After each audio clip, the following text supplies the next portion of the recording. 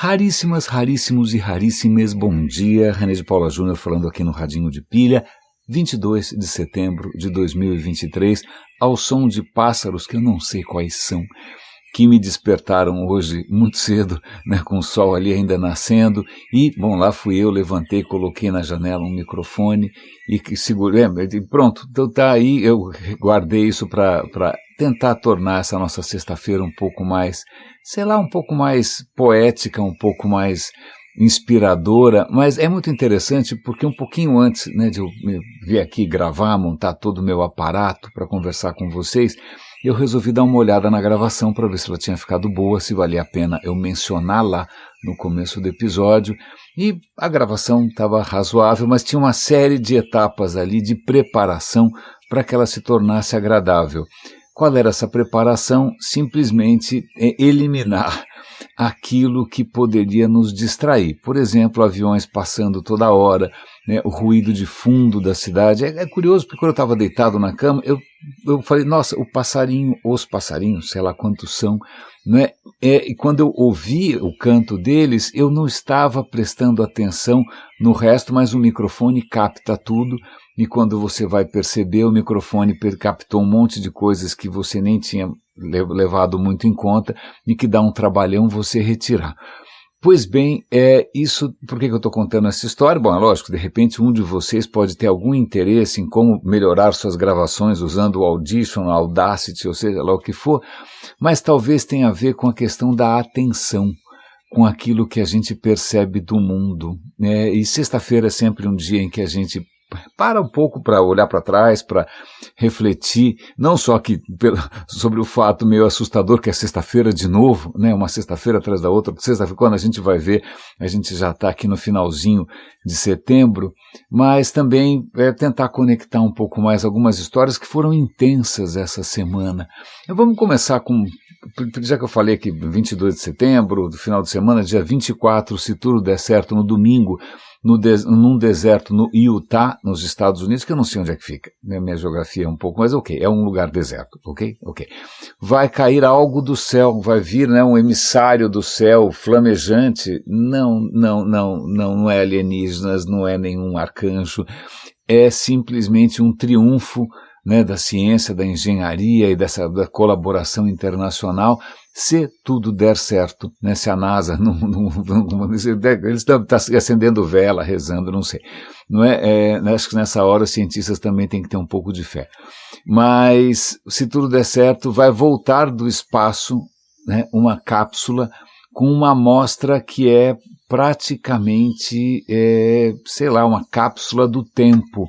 É uma cápsula de como era o universo, talvez, sei lá, como era o sistema solar antes de haver o sistema solar, como é que era essa nossa vizinhança aqui antes mesmo do nosso planeta se formar. Bom, vamos lá. É a missão Osiris-Rex da NASA.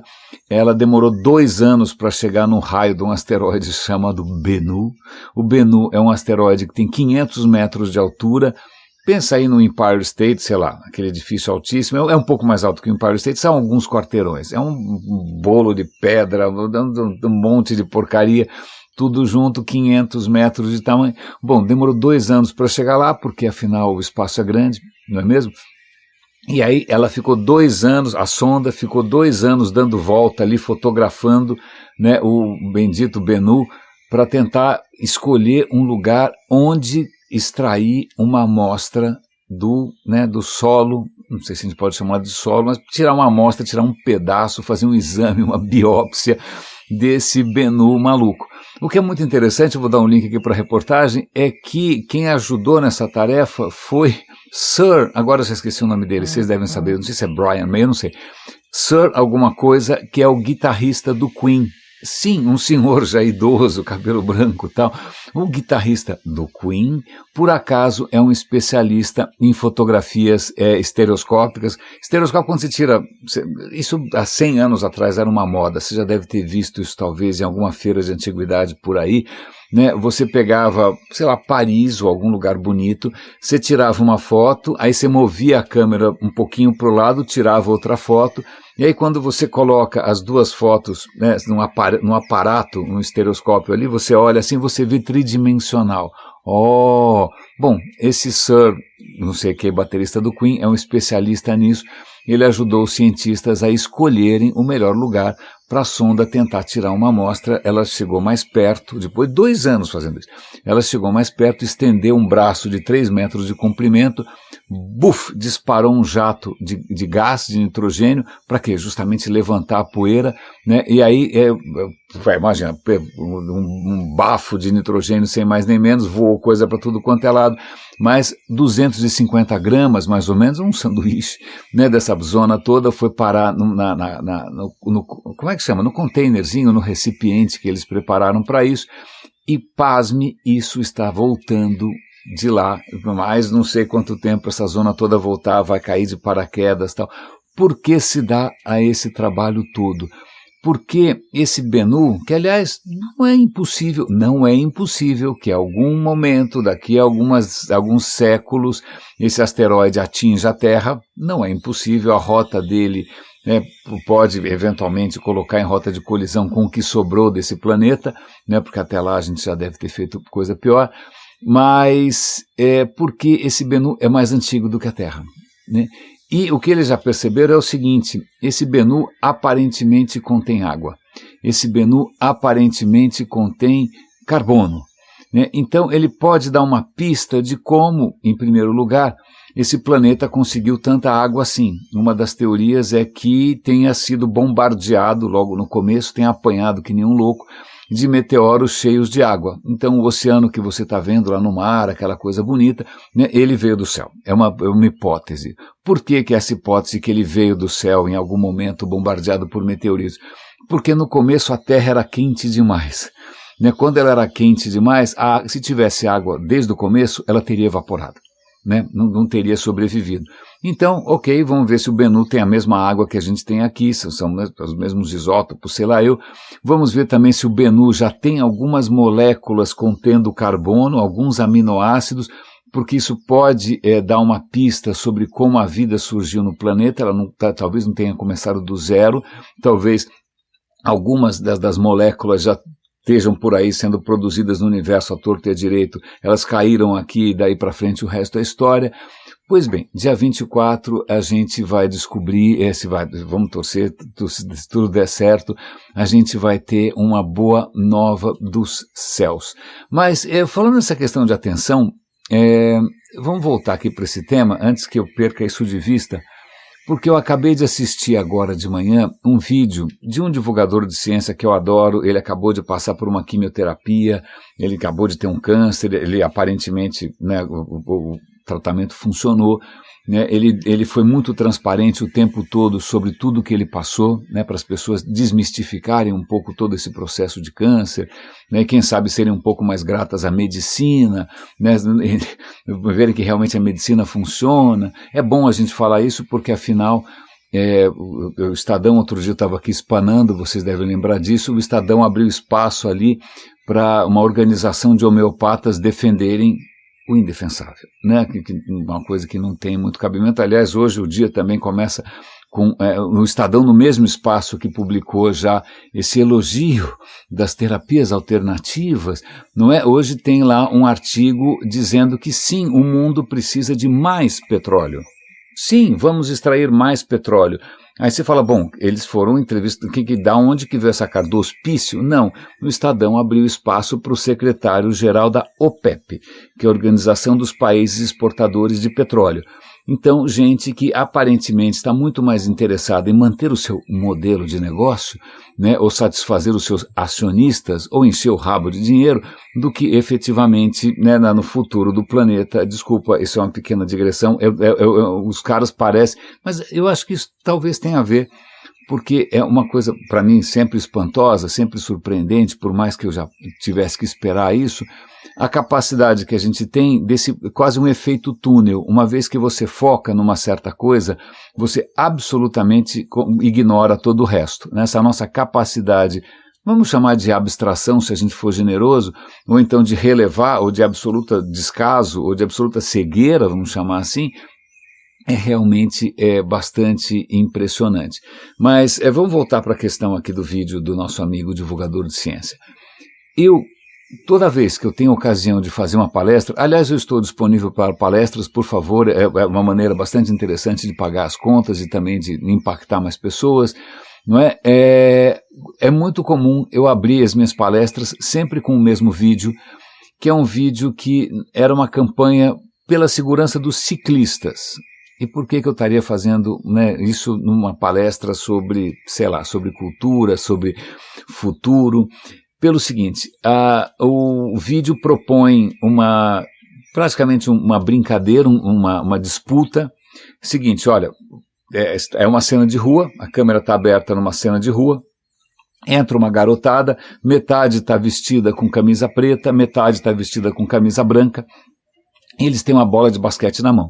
E o vídeo fala, olha, conte quantos passes de bola são efetuados pelas pessoas que estão com o time branco, e é bola de basquete, tá bom? Então não sei quantos, deve ser 5 de um lado, 5 do outro, não sei se são 10 garotos, mas assim, são 2 times, time branco, time preto, uma bola de basquete, e aí você tem que contar os passes de bola, time branco, time preto. Eu já estou dando spoiler aqui, por favor, quando vocês uma vez participarem de uma palestra minha, não estraguem a brincadeira, né? Fiquem observando para ver o que acontece, porque quando o vídeo começa, a garotada começa a passar a bola muito rapidamente, o basquete é um esporte muito dinâmico, né? Dá um maior trabalho você ficar acompanhando ali, contando essa história toda. Aí depois de alguns segundos, né, de passes de bola e tal, o vídeo para e fala quantas passadas de bola o time branco fez. E aí você pausa o vídeo, é o que eu costumo fazer, fala, quem quer chutar aqui? Foram X, foram Y, não sei quantas vezes, né? E aí eu pergunto, quem viu o gorila preto?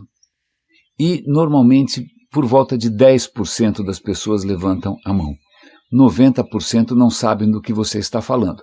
E aí você solta o vídeo, e aí o vídeo, ele rebobina como se fosse uma fita de vídeo antiga, ele mostra a mesmíssima cena que você acabou de assistir, só que agora você não está tendo que contar passe de bola nem nada, você só está assistindo a cena, e enquanto os meninos estão ali jogando, aparece no meio da garotada um rapaz vestido de gorila, andando devagarinho, ele até faz um moonwalking ali do Michael Jackson e sai de cena. Ninguém vê.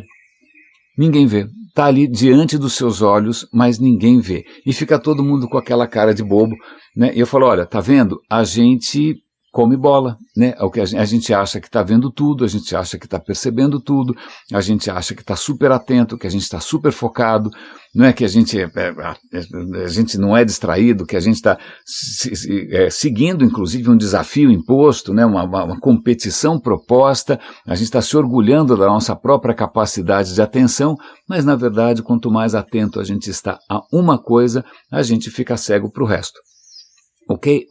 Eu vou até dar o link para vocês assistirem. Agora já estragou um pouco a brincadeira, mas vocês podem usar esse vídeo para testar pessoas que vocês conhecem, tá bom? É brilhante, é assustador, mas esse vídeo de hoje, ele coloca outras perspectivas sobre esse estudo, porque esse é um estudo muito famoso, muito conhecido, desde a década de, sei lá, assim, faz décadas que fizeram esses estudos, com gorila, com mulher segurando guarda-chuva e tal.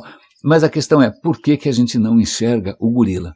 Então, sei lá, de repente você está tão concentrado, seus olhos estão só seguindo a bola, como seus olhos só estão seguindo a bola, você não vê o resto.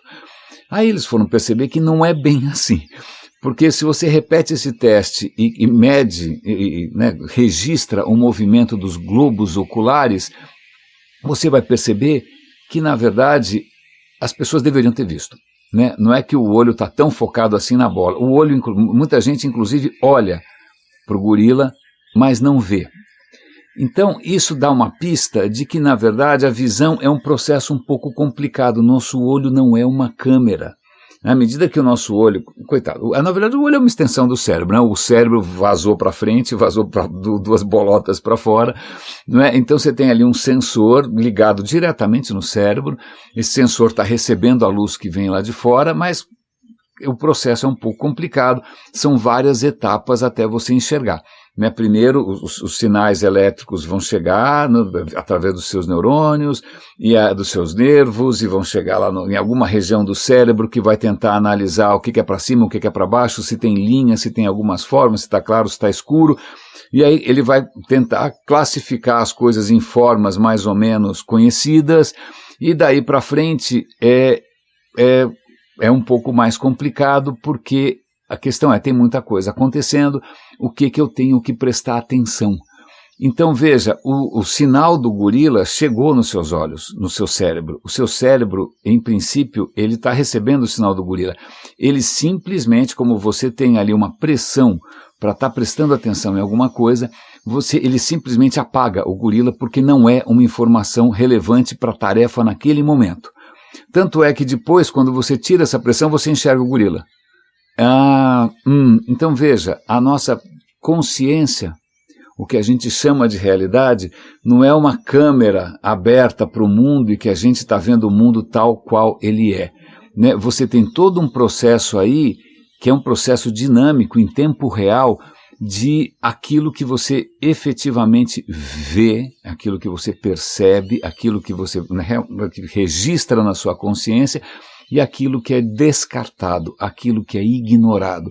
Vale muito a pena assistir esse videozinho para explicar um pouco esse experimento. Primeiro assistam o experimento, depois assistam esse outro vídeo, porque tem alguns detalhes interessantes. Se o rapaz com a fantasia de gorila, se ele anda rápido, isso chama atenção, você vê.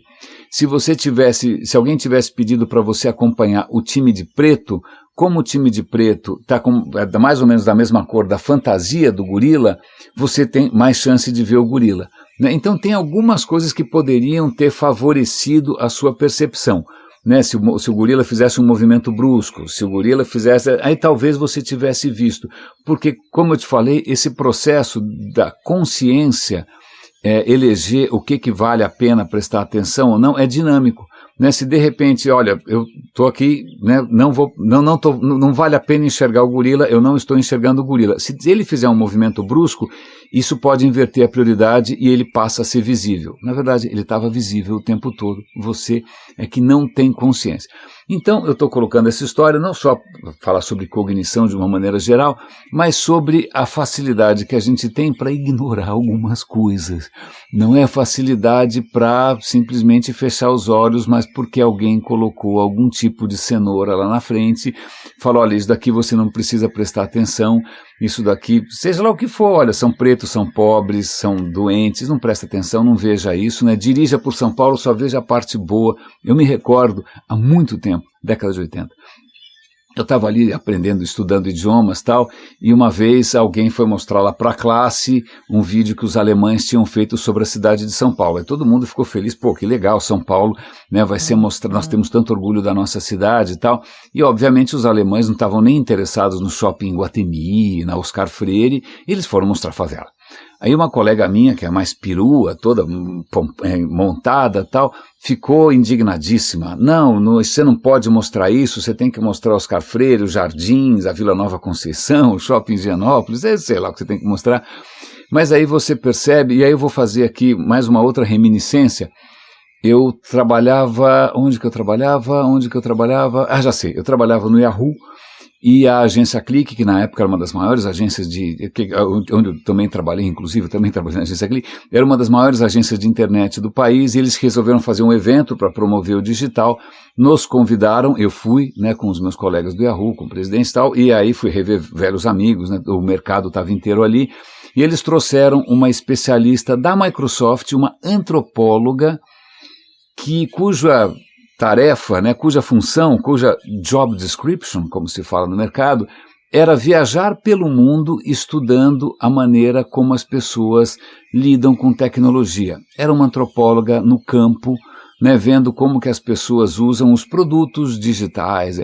Eu fiquei fascinado, porque ela me contou histórias maravilhosas, como as crianças no Japão usam não sei o que lá, como os adolescentes na Noruega, não sei, ela foi contando várias histórias incríveis, né, mostrando que, aliás, essa é a minha tese, copyleft, não está registrado, não precisa, mas a gente adota a tecnologia, a nossa imagem e semelhança. ponto. Pode parecer a mesma tecnologia, mas cada cultura, cada comunidade adota isso à sua própria imagem e semelhança. Perdão, minha garganta falhou. Mas, em suma, uma palestra fascinante, eu morrendo de inveja, falei, queria ter um emprego desse, acho que eu vou carregar a mala dessa pesquisadora. E aí a palestra estava praticamente no fim, não dava muito mais tempo, mas ela abriu espaço para perguntas, e alguém perguntou, o que você está achando do Brasil? A mulher pegou assim meio de mau jeito, ela falou, eu gostaria que você tivesse me feito essa pergunta no começo, porque eu teria um tempo que eu não vou ter agora, um tempo de reverter a impressão negativa que eu deixaria em vocês. Eu teria tempo de encantar vocês de novo. Agora, se me perguntou no final da palestra, sou forçado a contar a minha impressão. E o que ela contou, eu acho que vocês vão provavelmente se identificar. Ela falou, olha, o brasileiro tem uma capacidade simplesmente extraordinária de ignorar algumas coisas. E ela contou que ela estava entrevistando, uma mulher bem-sucedida, comentando sobre a vida dela, tecnologia, e ela perguntou sobre os filhos. Não, meus filhos, eu quero que eles cresçam longe daqui, eu quero que eles estudem fora, porque é onde já se viu a violência, aqui você não pode andar na rua, vão roubar o seu Rolex, até o presidente rouba Rolex, e blá, blá, blá, blá, blá, blá. Então ela contou todo um cenário de angústia, né, com a insegurança e com a violência no país, e aí a entrevistada falou, desculpa, eu estou sem tempo, agora eu tenho um compromisso. A pesquisadora falou, posso te acompanhar? Isso faz parte da minha pesquisa, eu quero ver como é que é a vida de uma brasileira, de uma paulistana. E aí essa brasileira foi para o que na época deve ter sido aquele shopping das Lu, que era um shopping nababesco, uma coisa que parecia Dubai, né, parecia sei lá o quê, não é? E a pesquisadora falou, olha, eu nunca tinha visto um shopping tão luxuoso, né? A gente foi num carro blindado e passamos ao lado de mendigos e favelas, e a outra falando sobre o medo que ela tinha que os filhos fossem sequestrados. Ela falou, olha, vocês desenvolveram uma capacidade incrível de não enxergar aquilo que jamais, né, a gente deveria deixar de enxergar. Ok, lembrei disso agora, né? Então veja que curioso essa nossa capacidade estranha, né, de fechar os olhos para algumas coisas. Então eu vou, de novo, tentando, né, encaixar nessa linha de pensamento. Eu ouvi agora de manhã um episódio curtinho de um podcast da BBC, que era sobre um tema que a gente tangenciou aqui, a gente comentou superficialmente, que era sobre a questão da eugenia. Eu comentei ao longo da semana sobre como o controle de natalidade, né, a questão das pílulas e outras substâncias, outros medicamentos para tentar controlar a gravidez e permitir que mulheres consigam programar melhor as suas vidas, né, que parece uma conquista fantástica em termos de progresso, de igualdade, né, pois bem, isso começou de uma maneira um pouco tortuosa, porque uma das pioneiras, que era Margaret Sanger, infelizmente ela era uma evangelista, vamos chamar assim, da eugenia. Eugenia é a ideia de que a gente tem que melhorar a raça humana. Melhorar como? Né? Permitindo que, obviamente, alguma raça melhor se multiplique mais e impedindo que alguma raça inferior se multiplique, em suma. Pobre não, loiros de olhos verdes sim. Não é? Então é uma coisa um pouco nefasta, e essas pílulas as primeiras pílulas foram testadas em populações pobres em Porto Rico, sem o consentimento adequado, e também no Haiti, né? Então, peraí, você está tentando empoderar a mulher moderna ou você está querendo que pobre pare de fazer filho? O que você quer nessa história toda? Bom, então, já que a gente falou ao longo da semana da questão de eugenia, tem hoje um episódio muito interessante da BBC, que curiosamente não tem a ver com racismo, não tem a ver necessariamente com a questão identitária, não, nem antissemitismo, não.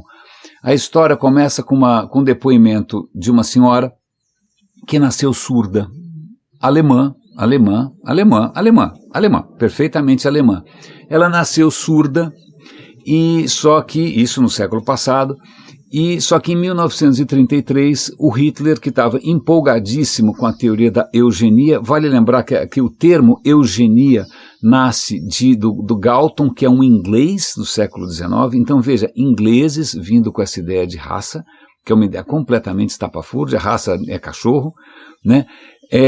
Os Estados Unidos transformaram a eugenia em lei, Então veja, quem primeiro começa com essas questões de controle, de natalidade, de gente mais pobre, ou gente doente, ou seja o que for, são os americanos. Hitler se empolga e resolve, em 1933, fazer leis de esterilização de pessoas incapazes.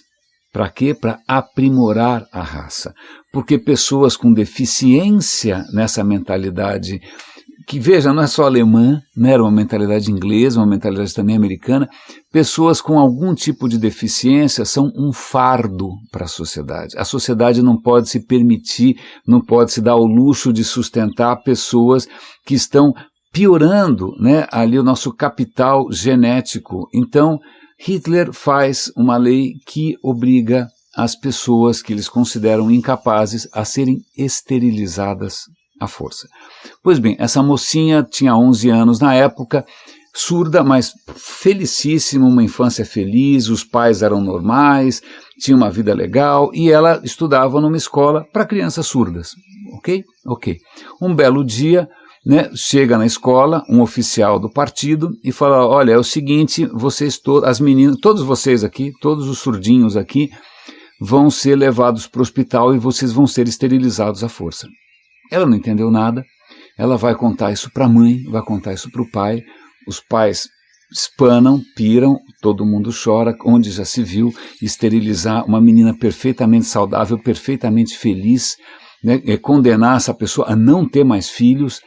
Bom, resumindo a história aqui, isso não acontece imediatamente, alguns anos depois, ela e todas as amiguinhas dela surdas e qualquer outro tipo de deficiência são esterilizadas à força. O regime nazista esterilizou 400 mil pessoas.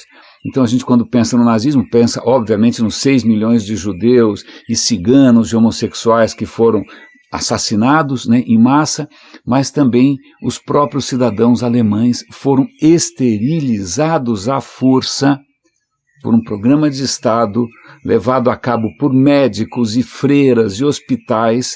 E aí se você se pergunta, veja, é o país onde surgiu o protestantismo, né? É um país que tem Bach, que tem Goethe, que tem Schopenhauer, vai falando aí, um país perfeitamente civilizado, um país perfeito, né, com religioso inclusive. Como é que a pessoa de uma hora para outra fica cega e não enxerga mais a humanidade alheia? Não é? Veja, estamos aqui falando do BNU, da NASA, né, do Einstein. Einstein poderia ter sido assassinado num campo de concentração porque ele era judeu. Não foi, escapou, mas a ciência dele foi vista como ciência judaica e durante muito tempo ninguém queria levar isso a sério. Né? Stephen Hawking teve uma doença degenerativa, no regime nazista ele poderia ter sido morto e é um cara que deixou um legado monstruoso. Então fica a questão, né, se todas as religiões possíveis e imagináveis do mundo, né, não conseguem evitar que a gente desenvolva esse tipo de cegueira, que a gente trate o outro, o próximo, simplesmente como uma coisa, o que falta? Né? Essa é uma pergunta para a gente ficar em aberto, porque veja, nenhuma religião escapou dessa história, nenhuma cultura escapou dessa história. Eu posso dar um link aqui para vocês de uma reportagem bastante angustiante. Na Índia tem aumentado muito, de uma maneira assustadora, o assassinato de mulheres, feminicídios, que já é por si só uma notícia horrível, mas isso está ligado a uma prática que já tinha sido proibida, que é a prática do dote. Porque em muitos lugares, a Índia é muito grande, ela é muito diversa, é óbvio que isso não é assim em todo lugar, mas em muitos lugares a mulher não vale nada, a mulher é um fardo. Né? Se puder, o cara deixa um bebê mulher morrer para ter um filho, porque a mulher é vista como um fardo, uma criança do sexo feminino é vista como um fardo. Tanto é que, em muitas regiões da Índia, para você casar com uma mulher, o pai tinha que te dar um dote, ele tinha que literalmente subornar você para levar a filha dele embora. E o que acontece é que, embora isso tenha sido oficialmente banido, né, a prática voltou, e o que acontece é que muitas vezes a família que recebe essa mulher, ela vem sozinha, ela acaba ficando isolada da sua própria comunidade, ou seja, ela fica mais vulnerável, a família começa a perturbar, né, os pais dessa moça, porque eles vão querer mais dinheiro. Olha, a gente está passando necessidade, vocês vão ter que me dar mais grana, e caso a família comece a fazer corpo mole, a moça morre. Então, veja, olha, eu não estou pegando nem no pé dos nossos monoteísmos mais próximos, estou pegando aqui sociedades um pouco distantes, né? Mas isso não fica tão diferente assim. Então vamos parar um pouco aqui, vamos voltar. Eu sempre menciono aqui um podcast que muito me agrada, que é o The Rest is History. São dois historiadores divertidíssimos, tal, e um deles é o Tom Holland. Ele é um autor eu sei, é o mesmo nome do autor do Homem-Aranha, eu sei. Mas o Tom Holland escreve livros espetaculares sobre história romana, e ele escreveu recentemente um chamado Pax, né, de paz, que, aliás, assim como tem super raríssimos que colaboram financeiramente com o Radinho, aliás, agradeço a todos os 18 super raríssimos que me ajudam, né, eu também ajudo The Rest is History, eu mando lá uma grana por mês, faço parte, né, do super, sei lá o que, The Rest is History, e aí eles anunciaram pra gente, olha, quem quiser uma cópia autografada, compre aqui, né, tá aqui um código, tal, moral da história, eu tenho aqui uma cópia, um livro impresso, autografado pelo Tom Holland, fiquei super feliz. E o último episódio que eu ouvi é o Tom Holland lendo o primeiro capítulo desse livro, ou melhor dizendo, a introdução do Pax. O Pax, ele foca no momento do Império Romano, que é um momento de auge, de apogeu, inclusive de muita tranquilidade, né? Passou o tempo do Nero, o Nero morreu, agora vem a dinastia Flaviana, aí depois vem Adriano, então você tem mais ou menos ali 100 e tantos anos de relativa paz e prosperidade, é quando o Império para de se expandir.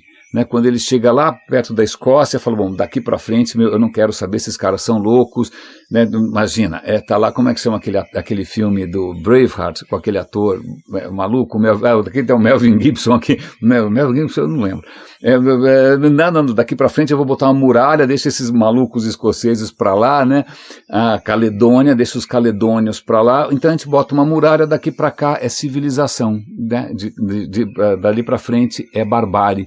Então esse é um momento muito interessante de Roma que tem, eu não sei exatamente que impressão que cada um aqui tem de Roma, mas veja, era um império em que, em princípio, qualquer um podia ser um cidadão romano, não era uma questão étnica, porque a própria cidade de Roma nasce de um bando de gente perdida, solta no mundo, né? No começo de Roma eles aceitavam qualquer um que estivesse passando, você não tem problema, vem pra cá, vamos fazer um negócio aqui e tal, mais ou menos como São Paulo, onde todo mundo é de fora, todo mundo é imigrante. Então Roma cria um império que é multiétnico, multicultural, eles incorporam os deuses das outras religiões, né? Você tem africanos que viram imperadores, você tem todo tipo você pode virar um cidadão romano, tanto faz, né? Não é uma questão racial, não é uma questão étnica, é lógico, eles têm escravizados também, mas o próprio escravizado um dia pode ficar rico, não tem problema, não é? Mas quem diria que alguns séculos depois Roma iria cair, né? E o que é muito interessante, aliás, fazendo um parêntese aqui, a gente falou bastante sobre o Coliseu. O Coliseu é construído não só para, chega de Nero, chega desses malucos, chega, né? Pelo amor de Deus, vamos esquecer esses caras doidos, né? Agora vamos voltar para as virtudes romanas, as virtudes viris, o sangue, a matança, a batalha. Então vamos fazer aqui um espetáculo para todo mundo assistir essas coisas. Eu li hoje na newsletter do The Rest is History que a questão toda da matança devia ser uma coisa tão assustadora para os envolvidos, porque o que Roma fazia para mostrar o alcance do seu império, ela importava, aqui não tinha FedEx, DHL, AliExpress, não tinha, eles importavam animais exóticos, rinoceronte, tigre, diz aí, urso, né? E aí botavam esses animais justamente para trucidar pessoas, né? Essas pessoas muitas vezes eram prisioneiros de guerra, escravos fugidos e tal. Isso devia ser um fim tão medonho que eles contam uma história de um cidadão romano que falou, tenho aqui 20 prisioneiros de guerra aqui, leva lá para eles serem trucidados, para todo mundo se divertir. Isso era um espetáculo, né? E aí o que acontece é que esses caras ficam tão apavorados que na véspera, né, deles serem jogados às feras, eles se estrangulam um a um mutuamente, eles fazem um pacto, um vai matando o outro, né, o último que sobra vai batendo a cabeça na parede até morrer, né, os caras preferem morrer dessa maneira. Também tem a história de um gladiador que para escapar de um confronto com uma besta dessas, também bota a cabeça, bom, não vou entrar em detalhes, é uma coisa pavorosa, e de novo fica essa história, né? Ai, que horror, né? Essa insensibilidade com o sangue, com o sofrimento alheio. E eu comentando aqui, né, já comentei com vocês, que uma das maneiras do Estado Islâmico fazer sua propaganda é passar vídeos no YouTube com gente sendo decapitada. Então você vê que, ok, vários monoteísmos aí não conseguiram fazer com que a gente tivesse essa estranha capacidade de não enxergar no próximo um irmão, né? É só um comentário rápido. Mas voltando aqui para a leitura dessa introdução do livro, que é extremamente bem escrito, o cara escreve muito bem, ele comenta uma coisa interessante. Quem diria que Roma ia cair e que ela ia ser virada de ponta cabeça, virada do avesso, por onde ela menos esperava, é a bolada nas costas, ela não enxergou, é como a história do gorila preto. Roma tinha tanta coisa para se preocupar que ela não podia imaginar que uma religião estranha, diferente, vinda dos confins do império, né, vinda lá da Judéia, que essa religião um dia, que é o gorila preto aí que invade o vídeo, que ninguém percebe, que ela poderia virar o jogo. E tem uma questão interessante, porque ele lê ali uns trechos, acho que do Apocalipse, que é um texto estranhíssimo, né?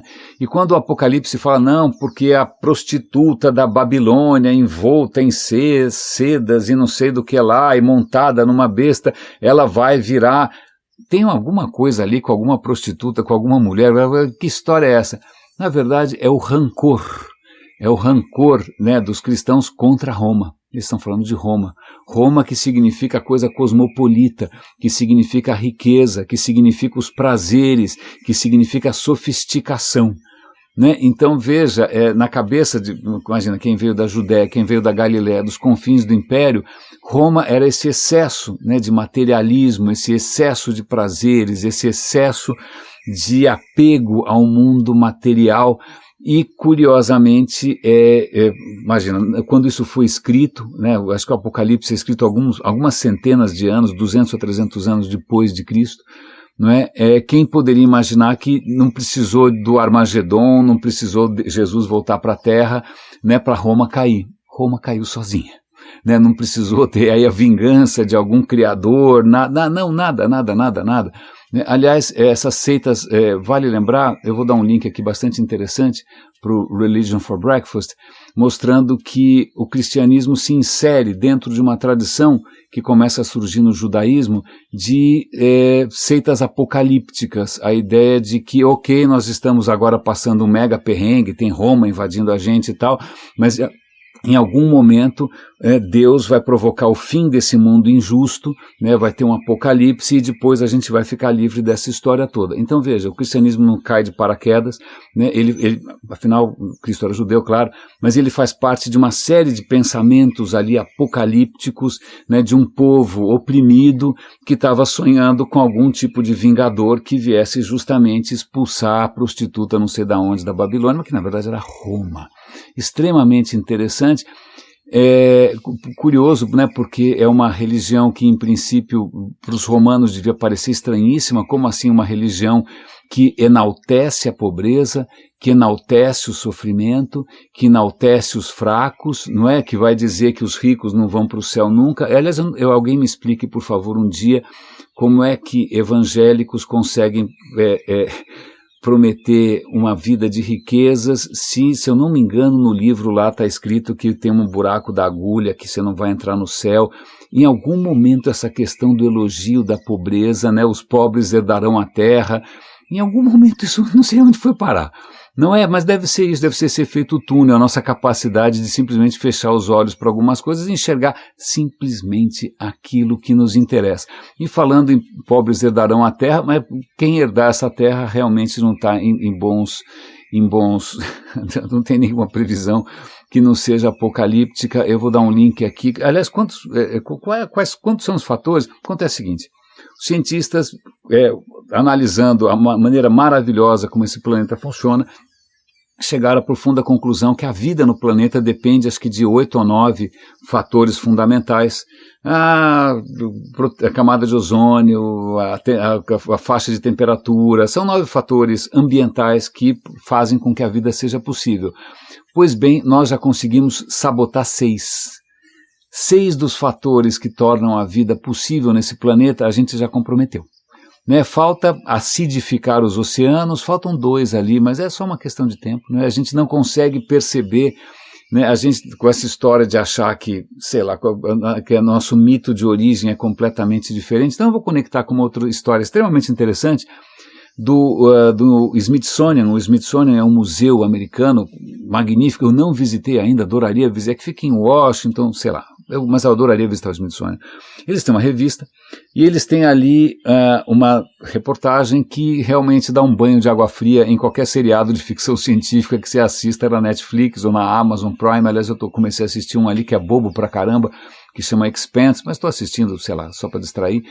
Mas é lógico, né, os humanos conquistando o espaço sideral, indo para lá, indo para cá. Mas o que o Smithsonian deixa claro é o seguinte: nós não somos capazes de viver no espaço, por várias razões. A primeira delas é que às vezes aparece nos seriados, tal, nesse Expanse aparece, né, quem cresce longe da gravidade terrestre tem problemas de saúde. A nossa saúde, o desenvolvimento do nosso corpo, o funcionamento do nosso corpo depende da gravidade. Se você vai para um ambiente com menor gravidade ou sem gravidade, vários problemas bizarros começam a acontecer. A gente já sabe disso porque a gente tem astronautas que passaram meses na estação espacial.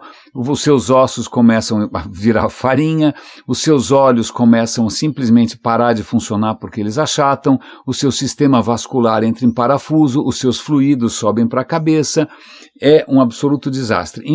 Ou seja, a gravidade, que muita gente considera, infelizmente, uma força contra nós, nosso corpo funciona na base da gravidade.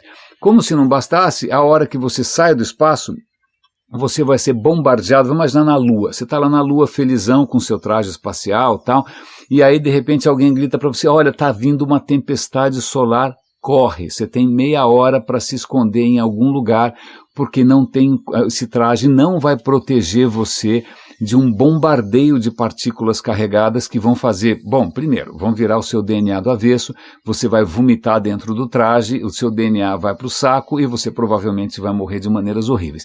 Então, primeiro isso, tem o vento solar que nada vai te proteger, certo? Se você os próprios astronautas que foram para a Lua e voltaram, padeceram bastante por isso.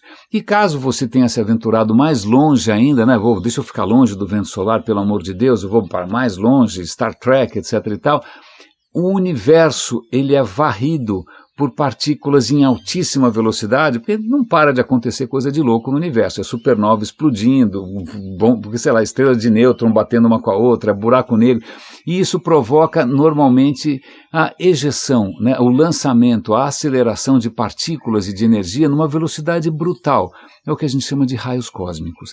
Não tem como proteger você de raios cósmicos, a não ser que você fique cercado de um monte de água ou algum tipo de blindagem. Então a questão é a seguinte: não só você precisa da Terra, de tudo da Terra, a gravidade da Terra, a atmosfera da Terra que te protege. A Terra é um útero, não existe a vida fora daqui. Para você tentar manter alguém vivo e minimamente saudável fora dessa bolha, como Elon Musk acha que ele vai fazer, porque ele é daqueles que quando quebra o brinquedinho joga fora e compra outro, né, o Playboy, não. Então vale a pena a gente parar, porque acho que a gente deixou de, na verdade a gente não era instintivamente ou naturalmente capaz de perceber o quanto nós somos conectados a esse mundo à nossa volta. Né, o quanto você não termina em você, né, você é uma criatura social, uma criatura que faz parte de um ecossistema, que faz parte de um planeta, está tudo junto, misturado, né, a vida existe por causa das placas tectônicas, a erosão dos continentes promoveu a vida, e a vida soltou oxigênio, promoveu a erosão. É tudo uma coisa só, em algum momento a gente esqueceu disso, né? Hoje a ciência é capaz de demonstrar esses elos todos, mas é lógico, você pode continuar num efeito túnel e só querer ver aquilo que bem te interessa, certo? Certo. Mas eu acho essa história relativamente inspiradora, porque nos conecta de novo com aquilo que a gente jamais deveria, seja por qual narrativa, de Gênese, ou por sei lá o que, do além, ou de outras, não, a gente jamais deveria ter perdido esse contato. Eu vou contar uma história interessante que me inspirou. É um vídeo bonito, é um vídeo tranquilo, bonito, de uma prática japonesa chamada kintsugi. Não deve ser assim que fala, meu japonês é praticamente inexistente, mas kintsugi é uma técnica japonesa de consertar coisas. Vamos imaginar que você tem um objeto muito querido, uma cerâmica, uma escultura, ela caiu e quebrou. Né? Aí você leva para um especialista em restauro, né? E aí esse vídeo é justamente com alguém que há 45 anos está restaurando as coisas. Eles têm uma técnica que é o oposto do que a gente faria. Eu estou sempre consertando as coisas aqui em casa, eu adoro consertar, né? Cola, etc e tal, várias técnicas para tentar resgatar a aparência original, para ninguém perceber que aquilo quebrou. Mas o que os japoneses fazem no kintsugi está dentro de um outro conceito um pouco mais amplo, chamado wabi-sabi. O wabi-sabi é o conceito de você achar beleza na imperfeição. Não só na simetria, na coisa absolutamente perfeita, não, aquele pequeno defeito, aquela pequena característica, aquela coisa que você talvez não quisesse ver, ou talvez quisesse fechar os olhos, isso dá um charme, isso é singular, isso é único. Então, dentro dessa filosofia do wabi-sabi, você pega um objeto que quebrou, e aí ele usa, japonês sendo japonês, obviamente ele vai usar laca. Laca é uma resina feita de uma árvore nativa do Japão, que cada vez que você extrai a laca, você matou a árvore, você tem que esperar a árvore crescer de novo, ou seja, um processo lentíssimo, artesanalíssimo. E ele vai usando laca, ele vai colar, e não é uma cola super bonder que vai colar em 3 segundos, inclusive os seus dedos, inadvertidamente. Não, ela demora dias e dias para ir curando, e no finalzinho, quando essa cola tá ali, quase pronta, ele vai pegar e usar pó de ouro para tornar essa laca visível. Ou seja, a rachadura que ele acabou de consertar, ao invés de ficar invisível, ela vai ficar mais visível ainda. Ele vai, através do ouro e da laca, tornar visível o processo, não só de mudança que esse objeto passou, mas também esse processo de restauro. E ele comenta que isso não é só uma questão de beleza estética. Ele comenta, todos nós em algum momento nos quebramos, todos nós mas isso não quer dizer que a coisa acabou, tem uma beleza nisso. Você deveria, de alguma maneira, se orgulhar das cicatrizes que você tem. Você deveria carregar com orgulho, e reconhecer também nas pessoas aquilo que elas, ao longo do tempo, as marcou. E aí, para encerrar o episódio de hoje, eu vou ler aqui para vocês um poeta que eu gosto muito. É um poeta que, aliás, eu gosto imensamente, que é Manuel Bandeira. Feio que nem o diabo, né? Aliás, o Manuel Bandeira, já que a gente fala aqui de perfeição e de eugenia, etc. e tal, Manuel Bandeira foi diagnosticado com tuberculose muito precocemente. O médico deu para ele alguns meses de vida. Felizmente ele conseguiu viver uma vida longa, e nos deixou um legado extraordinário. E eu vou ler para vocês um poema do Manuel Bandeira chamado Gesso. Esta minha estatuazinha de gesso, quando nova, o gesso muito branco, as linhas muito puras, mal sugeria a imagem de vida, embora a figura chorasse. Há muitos anos tenho-a comigo. O tempo envelheceu-a, carcomeu-a, manchou-a de pátina, amarelo suja. Os meus olhos, de tanto a olharem, impregnaram-na da minha humanidade irônica de tísico. Um dia, mão estúpida, inadvertidamente, a derrubou e partiu. Então ajoelhei com raiva, recolhi aqueles tristes fragmentos, recompus a figurinha que chorava. E o tempo, sobre as feridas, escureceu ainda mais o sujo mordente de pátina. Hoje, esse gessozinho comercial é tocante e vive, e me faz agora refletir que só é verdadeiramente vivo o que já sofreu. Kintsugi, wabi-sabi, eu espero que isso inspire vocês. Raríssimos e raríssimos, vamos torcer, para que a sonda de Osíris traga para a gente a verdadeira história da nossa origem, a verdadeira história do nosso planeta, que é uma bênção, é um absoluto milagre, e que a qual a nossa vida inteira está conectada, as nossas vidas inteiras estão conectadas e a gente com tanta facilidade deixa de enxergar. Raríssimas, raríssimos e raríssimos, um grande abraço, bom fim de semana e até segunda-feira.